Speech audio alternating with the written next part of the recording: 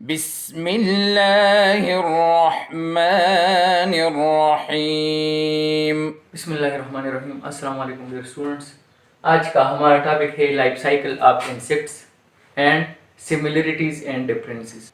लेकिन अगर उससे पहले हम थोड़ा सा रिकॉल कर ले तो हमने सेल्स के बारे में पढ़ा था कि what is cell.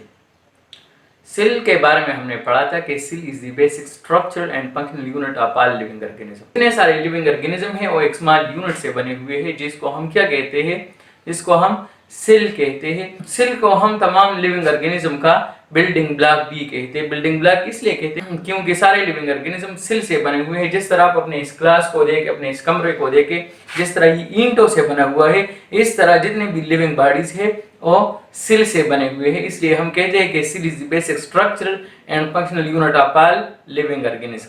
Cell membrane के बारे में हमने पढ़ा था कि सेल मेम्ब्रेन सेल का आउटर कवरिंग होता है और ये कुछ मटेरियल्स को एलो करता है कि वो सेल के अंदर चले जाए या सेल से निकल जाए। और इस तरह ये जो सेल मेम्ब्रेन है ये सेल को शेप भी देता है। सेल के अंदर जो सेल ऑर्गेनेल्स होते हैं उनकी प्रोटेक्शन भी करता है। उसके बाद हमने साइटोप्लाज्म के बारे में पढ़ा था कि साइटोप्लाज्म एक जेली लाइक सब्सटेंस है जो सेल्स को फिल करता है। जितने सारे सेल ऑर्गेनेल्स होते हैं वो साइटोप्लाज्म में प्लॉटिंग कर रहे होते हैं। उसके बाद हमने पढ़ा था कि सेल्स में एक स्पेशलाइज्ड स्ट्रक्चर होता है जिसको हम न्यूक्लियस कहते हैं। न्यूक्लियस के अंदर जेनेटिक मटेरियल होते हैं जो माँ बाप से बच्चों में ट्रांसफर होते हैं।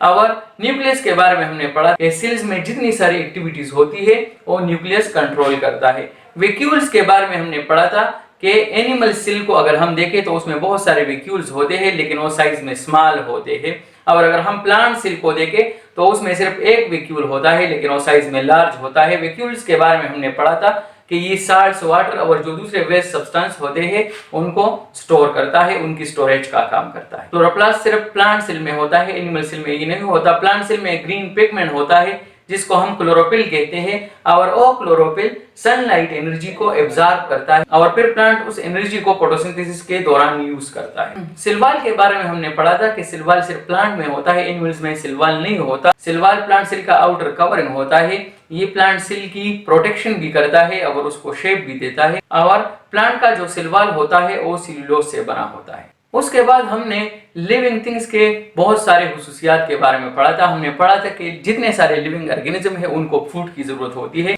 फिर हमने एनिमल्स और प्लांट्स के बारे में पढ़ा था कि एनिमल्स प्लांट्स को खाते हैं और जो दूसरे एनिमल्स होते हैं उन पर फीड करते हैं, इस तरह उनको एनर्जी मिलती है। प्लांट्स के बारे में हमने पढ़ा था कि प्लांट्स में क्लोरोफिल होता है और क्लोरोफिल सनलाइट एनर्जी को एब्जॉर्ब करता है। फिर हमने लोकोमोशन के बारे में पढ़ा था कि जितने सारे एनिमल्स हैं वो एक जगह से दूसरी जगह मूवमेंट करते हैं। उस मूवमेंट को हम क्या कहते हैं? उस मूवमेंट को हम लोकोमोशन कहते हैं। प्लांट्स के बारे में हमने पढ़ा था कि प्लांट्स भी मूवमेंट करता है लेकिन उस तरह नहीं जिस तरह एनिमल्स एक जगह से दूसरी जगह मूवमेंट करते हैं।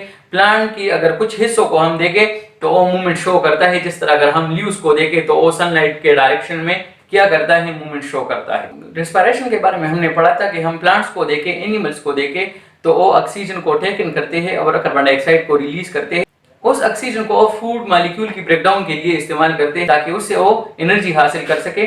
अच्छा बच्चों, फिर हमने लाइफ साइकिल के बारे में पढ़ा था कि जितने सारे एनिमल्स हैं उनको लाइफ के मुख्तलिफ स्टेजेस से गुजरना पड़ता है। उसमें हमने बेबी का एग्जांपल दिया था कि ये बच्चा पैदा हो जाता है, फिर वो थोड़ा सा बड़ा हो जाता है, चलने फिरने के काबिल हो जाता है, फिर वो जवान हो जाता है, फिर वो बूढ़ा हो जाता है। इस तरह वो जिंदगी के मुख्तलिफ स्टेजेस से गुजरता है। अच्छा बच्चों, आज का हमारा टॉपिक है लाइफ साइकिल ऑफ इंसेक्ट्स।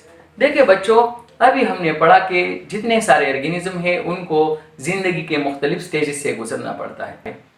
कुछ इंसेक्ट्स ऐसे होते हैं जिनका लाइफ साइकिल 3 स्टेजेस में कंप्लीट होता है, लेकिन कुछ ऐसे होते हैं जिनका लाइफ साइकिल 4 स्टेजेस में कंप्लीट होता है। अभी हम पढ़ने वाले हैं कि वो कौन से इंसेक्ट्स हैं जिनका लाइफ साइकिल 3 स्टेजेस में कंप्लीट होता है। देखिए, अगर हम ग्रासहॉपर्स को देखें या कॉकरोचेस को देखें, ग्रासहॉपर्स आप जानते हैं, टिड्डी को हम क्या कहते हैं?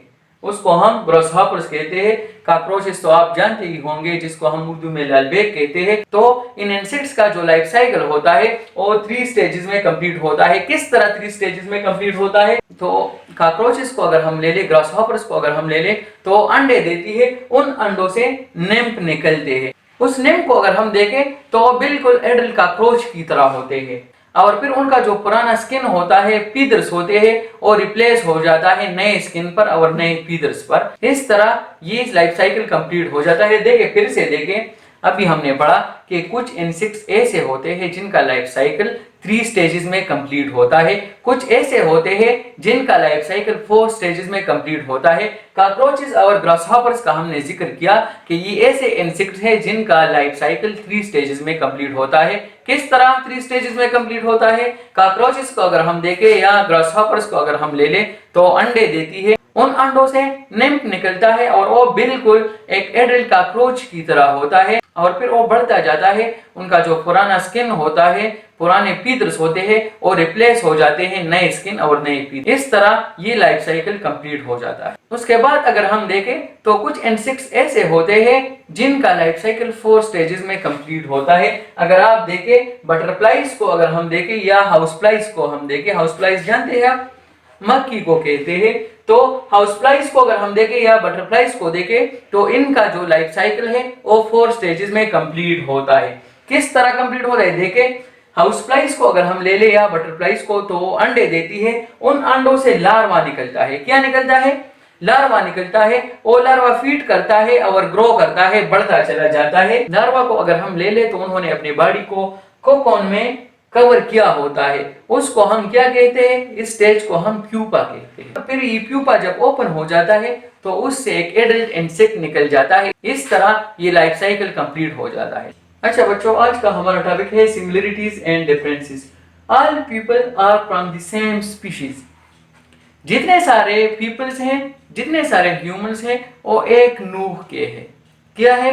वो एक ही नूह, एक ही स्पीशीज के हैं। हम अगर देखें तो हम सारे एक जैसे ही दिखाई देते हैं, लेकिन हम में बहुत सारे तगय्युरात है, बहुत सारे वेरिएशन है, बहुत सारे डिफरेंसेस है। अच्छा बच्चों, अगर आपने नोटिस किया हो तो बच्चा थोड़ा बहुत माँ से मिलता जुलता है, थोड़ा बहुत बाप से मिलता जुलता है। ऐसा क्यों है? आप जरा सोचें। ये इसलिए कि आधे कैरेक्टरिस्टिक माँ बाप से बच्चे में ट्रांसफर हुए होते हैं, इसलिए अगर हम बच्चे को देखें तो वो थोड़ा माँ बाप से मिलता जुलता है। देखिए बच्चों, अगर आप थोड़ा सा रिकॉल कर ले तो हमने सेल्स में न्यूक्लियस के बारे में पढ़ा था, और हमने उसमें पढ़ा था कि न्यूक्लियस में जेनेटिक मटेरियल होते हैं। ये characteristic through genetic material transfer होते हैं फ्रॉम पेरेंट्स टू ऑफस्प्रिंग। जितने सारे प्लांट्स हैं, जितने सारे एनिमल्स हैं, उनसे ये कैरेक्टरिस्टिक खुसूसियात उनके बच्चों में ट्रांसफर होती है, लेकिन ये खुसूसियात एनवायरनमेंट की वजह से इफेक्ट भी हो सकते हैं। आज के लिए इतना ही। इंशाल्लाह अगले लेक्चर में फिर मुलाकात होगी। तब तक के लिए अल्लाह हाफिज। अल्लाहुम्मा अन्फ़अना बिमा अल्लमतना वअल्लिमना मा यंफ़अुना वज़िदना इल्मा।